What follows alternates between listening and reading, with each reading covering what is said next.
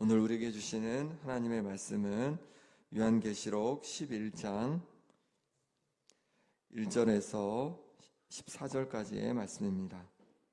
세례요한이 아니라 예수님의 제자 요한은 소명을 받았습니다. 그리고 나서 2장 3장에서 소아시아 7교회의 예언의 말씀을 선포했습니다. 그리고 4장부터는 요한이 열린문을 통해서 이제 하늘 그 성전의 환상을 보게 되는데, 그때 하나님 손에 있던 그 오른손에 쥐고 있으셨던 그 두루마리를 예수님께서 취하십니다. 어린 양 되신 예수님께서 취하십니다.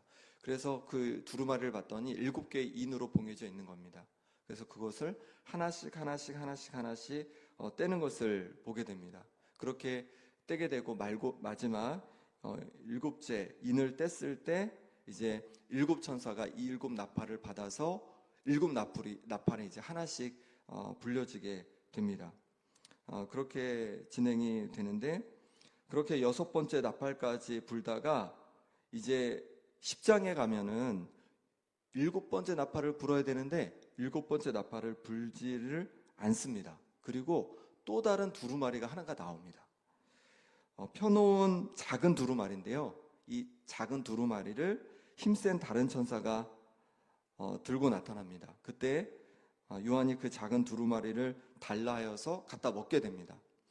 그랬더니 입에는 달고 배에는 썼다라고 그렇게 요한이 얘기를 하죠. 그리고 나서 음성이 들려옵니다. 10장 11절 말씀인데요, 같이 한번 읽어보겠습니다. 10장 11절입니다. 그가 내게 말하기를 내가 많은 백성과 나라와 방언과 임금에게 다시 예언하여야 하리라 하더라. 아멘.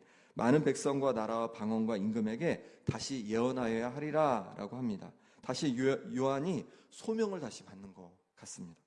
이렇게 보면 됩니다. 원래 예수님이 취하셨던, 어린 양 대신 예수님이 취하셨던 큰 두루마리가 있고, 그 두루마리의 내용들이 이제 차례대로 진행되고 있는 거예요. 그런데 이 요한이 작은 두루마리를 하나 더 받는 겁니다. 그러니 그 두루마리가 펴져 있는 상태에서 다시 작은 두루마리가 이렇게 펼쳐져 있는 걸 받은 거예요. 그리고 작은 두루마리의 내용을 이제 잠시 그 작은 두루마리의 내용을 받다가, 그리고 다시 큰 두루마리의 내용을 다시 받다가, 다시 작은 두루마리의 내용을 받다가, 다시 큰 두루마리의 내용을 보게 됩니다. 이렇게 돼 있으니까 우리가 좀 헷갈릴 수 있는데, 그걸 그렇게 이제 이해하면은요 좀 더 명확해집니다. 그래서 작은 두루마리의 내용이 어떤 거냐면 11장 1절에서 13절까지가 작은 두루마리의 내용인 거죠. 그리고 나서 다시 14절에서 19절까지, 11장 14절에서 19절까지는 큰 두루마리의 내용으로 잠깐 돌아옵니다. 그러다가 12장에서 14장까지가 다시 작은 두루마리의 내용이고, 15장부터 다시 큰 두루마리로 돌아오는 거예요.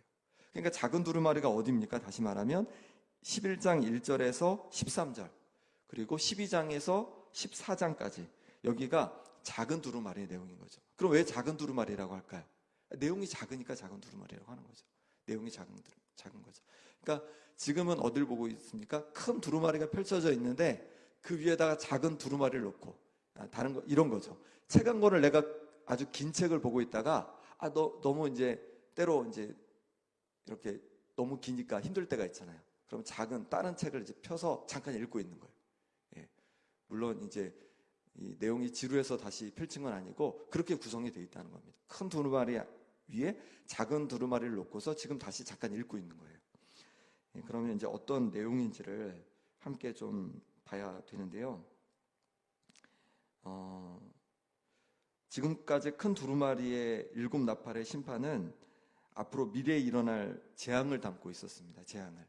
마지막 때 일어날, 미래에 일어날 재앙을 담고 있었죠. 그리고 그 심판의 대상은요 명확했는데 땅에 속한 자들이었습니다.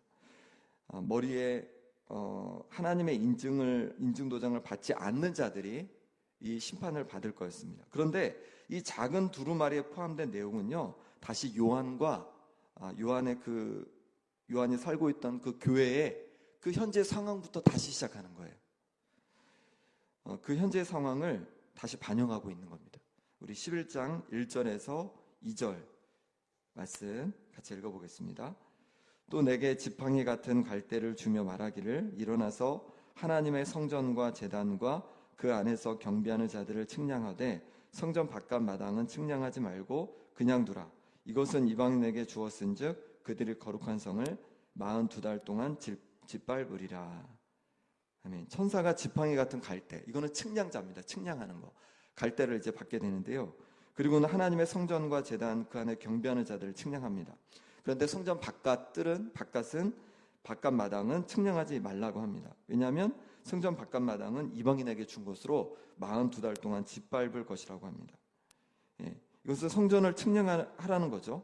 그 당시 성전은요, 이미 로마에 의해서 기원 후 70년에 파괴된 상태였습니다. 그러니 여기서 성전은 문자적으로 실제 성전을 말하는 것은 아닙니다. 신약에서 성전은요, 뭘 가리키냐면 교회를 가리키는 상징입니다. 교회를. 정확히 여기에서 말하는 성전은 원어로 보면요, 성전에 있는 성소를 말합니다. 성소와 제단과 그 안에 경배하는 자들을 측량하라는 거죠. 그러니까 이건 뭐라면 성도들을 측량하라는 거죠. 그리고 성전 바깥 마당은 측량하지 말라고 합니다.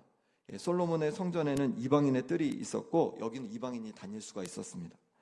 요셉이 본 환상에서도 성전 바깥 마당에는 요한이 본 환상에서도 성전 바깥 마당에는 이방인이 다닐 수 있었고 그들이 거룩한 성을 42달 동안 짓밟을 것이라 합니다. 여기서 말하고자 하는 것은 뭐냐면 성전에서 보호받는 구역이 있고 보호받지 못하는 구역이 있음을 말하는 거죠. 곧 교회에 하나님의 보호와 또 고난이 함께 공존한다는 걸 말하는 거죠. 42달이라는 것은 교회에 하나님의 보호와 고난이 함께 공존하는 기간을 말하는 겁니다. 이건 그 당시 요한과 소아시아 교회의 현실을 보여주는 것입니다. 그 당시 교회에도 하나님의 보호하심이 있었고 또 한편에서는 고난이 함께 있었습니다. 이런 상황을 말하는 거죠. 지금의 오늘날의 교회도 마찬가지죠. 오늘날의 교회도 하나님의 보호하심이 있고 또 한편에서는 고난이 함께 공존하고 있습니다. 3절부터 13절까지 이제 두 증인이 나오게 되는데요. 3절 말씀 같이 읽어보겠습니다. 내가 나의 두 증인에게 권세를 주리니 그들이 굵은 베옷을 입고 1260일을 예언하리라. 아멘. 여기서 증인은 누굴 말할까요? 성도들을 말하고 곧 교회를 말하는 겁니다. 앞서 말했던 성전이 교회를 말한다고 했는데 여기서 말하는 두 증인도 교회를 말하는 거죠. 성도들이 곧 교회니까 교회를 말한다고 할 수 있습니다. 예수님은 2장에서 버가모 교회의 순교자인 안디바를 내 충성된 증인이라고 했습니다. 그러니까 성도를 증인이라고 한 거예요. 그리고 요한계시록 곳곳에 성도를 증인으로 그렇게 말하고 있습니다. 그뿐만 아니라 예수님도 승천하시면서 제자들에게 내 증인이 되리라 라고 제자들에게 말씀해 주셨어요.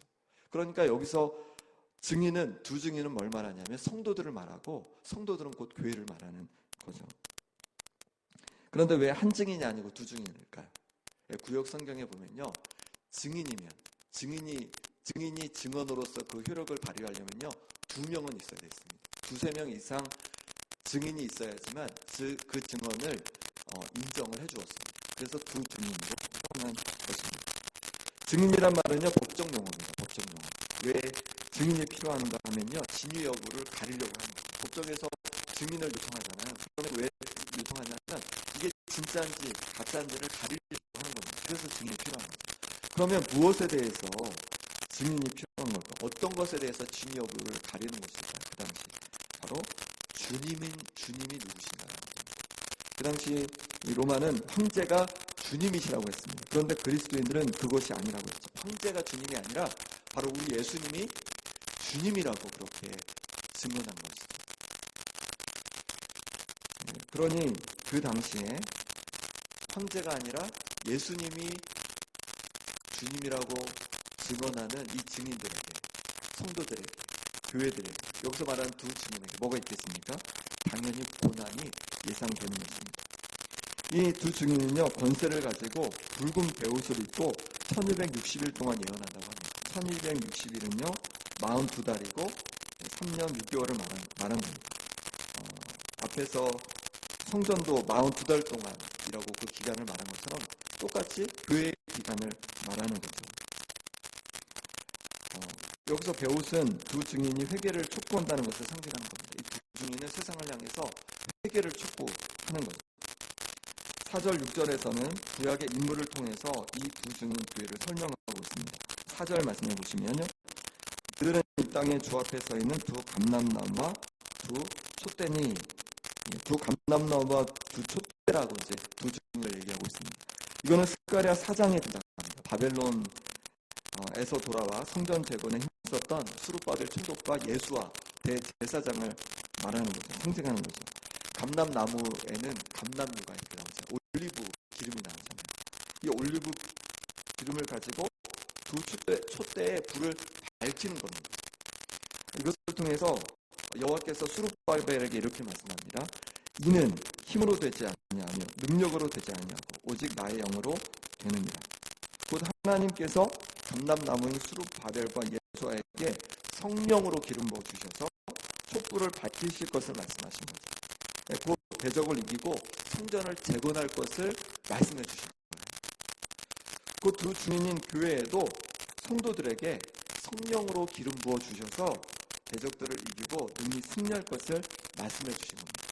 사탄의 세력을 이기고 승리할 것을 말씀해 주신 거예요. 그래서 5절에 그들을 해하고자 하면, 여기서 그들은 두 증인을 말하는 거죠. 교회를 말하는 거죠. 성도들을 말하는 거죠.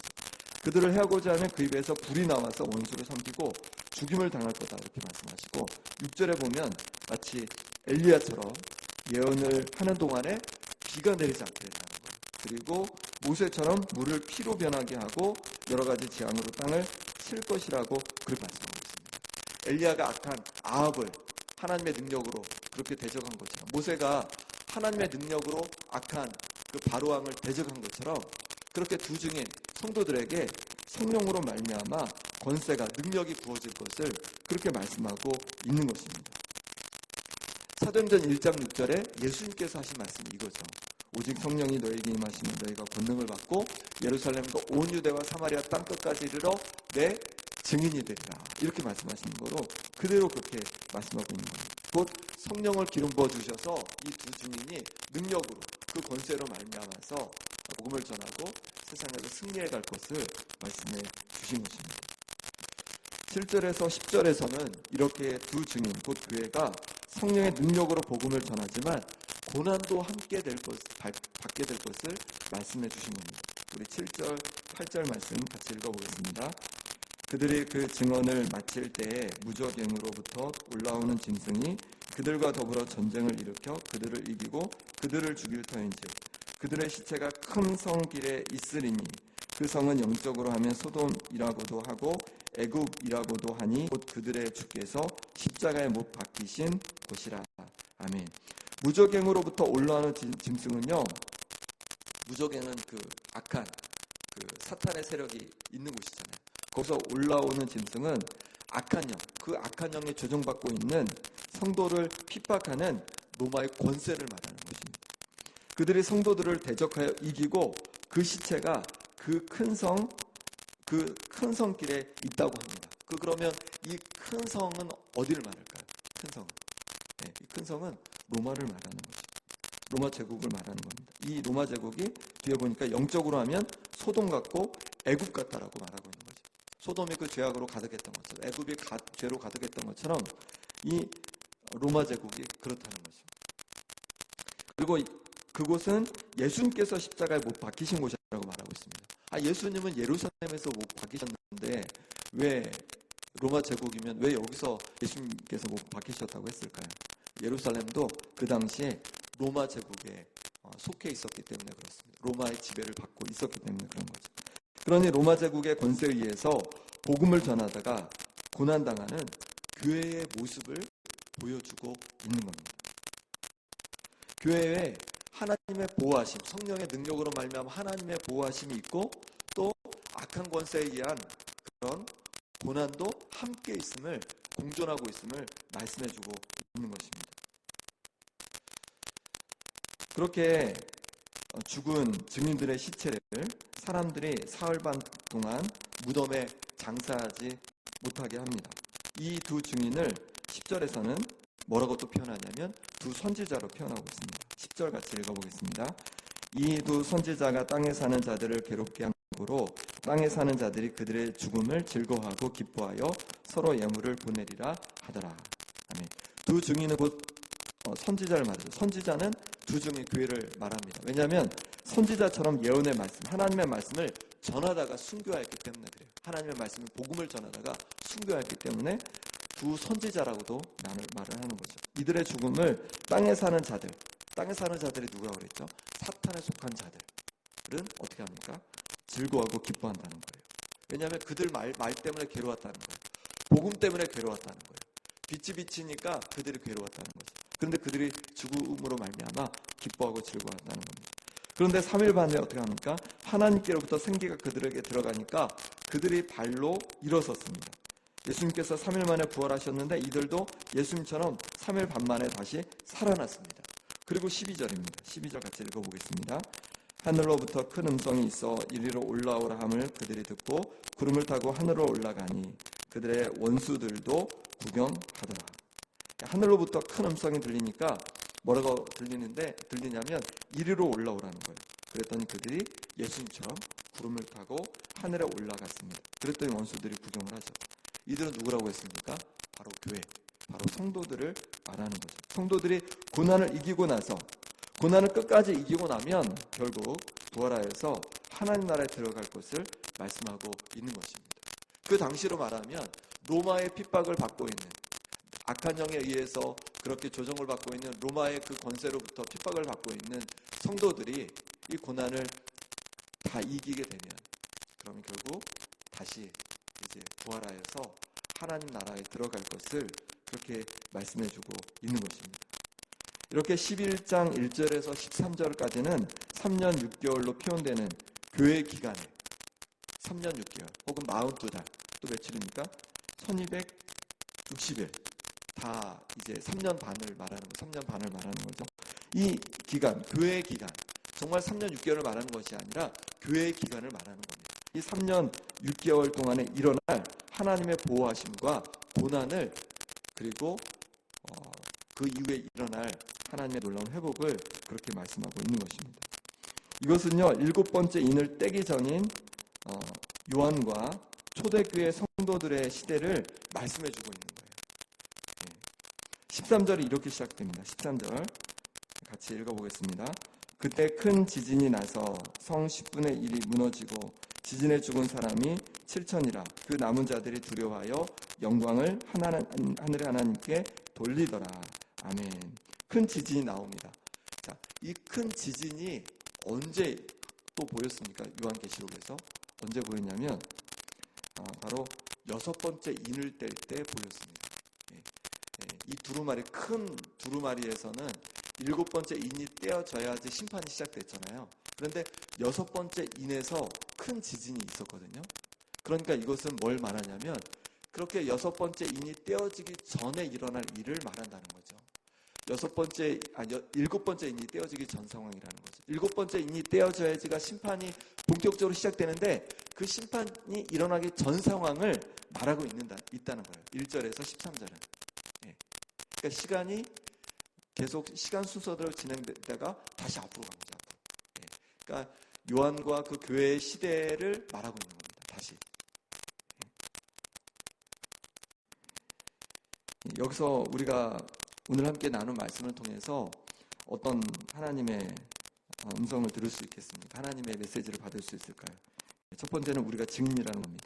우리는 예수님께서 주되심을 세상에 증거하는 증인이라는 거죠. 교회는 증인이라는 거예요. 그러니 우리의 삶을 통해서, 우리의 입술을 통해서 예수님을 증거하는 증인된 삶을 살아야 한다는 것이죠. 그리고 우리에게 증인으로 살아갈 때 성령으로 기름 부어 주신다는 겁니다.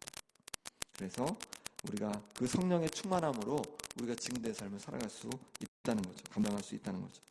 교회의 기간이 42달, 1260일, 3년 6개월로 정해진 것처럼 우리가 증인으로 살아갈 기간이 정해져 있다는 거예요. 때가 되면요 하나님의 심판이 이루어진다는 거예요. 그러니 그 전에 아직 기회가 있을 때 복음을 증거해야 하겠다는 거죠. 예수님을 증거해야 하겠다는 겁니다. 또한 교회 시대는 하나님의 보호하심과 고난이 함께 공존하는 시대라는 거예요. 지금 우리도 하나님의 보호하심을 경험하고 또한 고난도 함께 받을 수 있다는 겁니다. 그러니 이 시대에 끝까지 고난과 하나님의 보호하심이 공존한 이 시대 끝까지 믿음으로 승리하는 하나님의 자녀가 될 수 있기를 소망합니다. 함께 기도하겠습니다.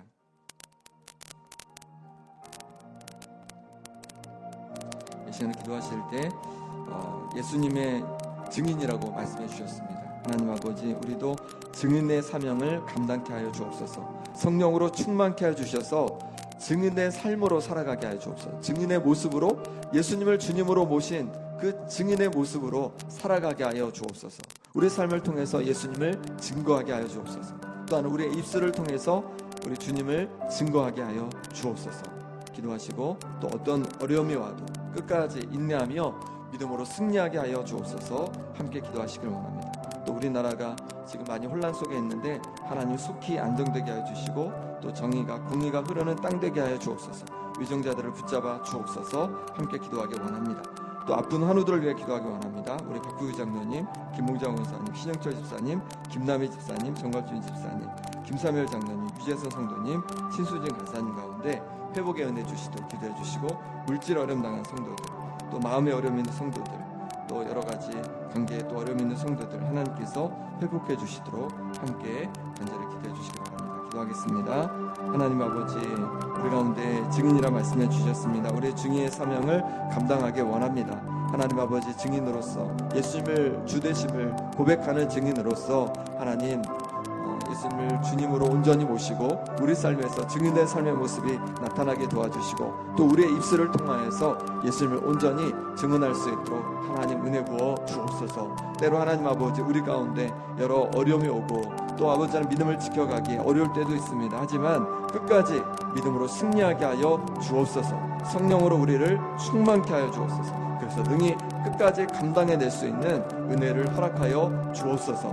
하나님 아버지, 하나님께서 은혜 주셔서 하나님 이 나라가 속히 안정되어지길 원합니다. 정의가 흐르고 공의가 가득한 땅 되어지길 원합니다. 위정자들을 붙잡아 주셔서 이 나라가 하루속히 안정되는 역사가 일어나게 하여 주옵소서. 아픈 성도를 위해 기도하며 나갑니다. 하나님 은혜 주시옵소서. 우리 장로님 붙잡아 주셔서 다리가 온전히 회복할 수 있도록 은혜 더하여 주시옵소서. 우리 김우정 원사님 심장을 강건케 하여 주옵소서. 신영철 집사님 붙잡아 주셔서 아버지 하나님 어려움 속에도 하나님 그 생을 붙잡아 주시고 하나님 평안한 여생 될 수 있도록 하나님께서 붙잡아 주옵소서. 김대일 집사님 붙잡아 주셔서 하나님 아버지 은혜로 주여 함께하여 주시길 원합니다. 하나님 아버지 도와주셔서 온전히 믿음대로 회복되게 하여 주옵소서. 정아 집사님 은혜 주셔서 우의정 없이 온전히 회복되게 도와주시고 김사일 장님 붙잡아 주셔서 무릎이 온전히 아버지 회복되게 도와주시며 유전 성도님 붙잡아 주셔서 하나님 아버지 주께서 수술받고 그 다음에 아버지 하나님 약을 먹고 하는 어려움 속에서도 하나님 하루속히 강건해지는 역사가 있게 하여 주옵소서. 신수진 간사님 붙잡아 주셔서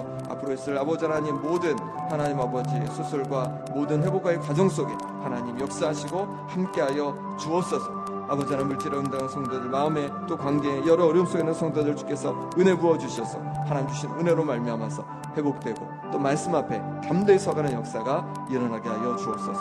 하나님 아버지 도와주시기를 원합니다. 하나님 아버지 은혜 주시기를 원합니다. 하나님 붙잡아 주시옵소서. 하나님 아버지 붙잡아 주시옵소서.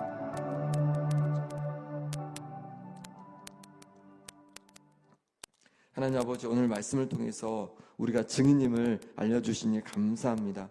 예수님을 주님으로 고백하는 우리가 증인입니다. 주님, 우리의 삶 속에서 예수님을 모셨기에 주님을 모신 증인된 삶을 살아가게 하여 주옵소서. 또한 우리의 입술로 예수님께서 주되심을 고백하게 하여 주옵소서. 하나님 아버지, 이 나라를 주여 긍휼히 여겨 주시기를 원합니다. 하나님, 여러 어려움 속에 있는 이 땅을 긍휼히 주셔서 하루속히 회복되게 도와주시고 그래서 정의와 공의가 가득한 땅 되게 하여 주옵소서. 아픈 성도들 육신을 강건케 하여 주시고 또 물질에 또 마음의 관계에 여러 가지 어려움 속에 힘듦 속에 있는 성도들 기억해 주셔서 하루속히 회복되는 은혜를 부어 주옵소서. 날마다 채워주시는 은혜 감사함으로 또 하나님 앞에 귀한 예물 올려드립니다. 하나님 이 예물 기뻐 받아 주셔서 하나님께서 채우신 은혜로 하나님 앞에 날마다 감사하며 기뻐하며 또 하나님 영광 돌리는 귀한 가정 되게 도와 주옵소서. 날마다 더 풍성함으로 인도하여 주옵소서. 예수 그리스도 이름으로 기도합나이다. 아멘. 아멘. 아멘.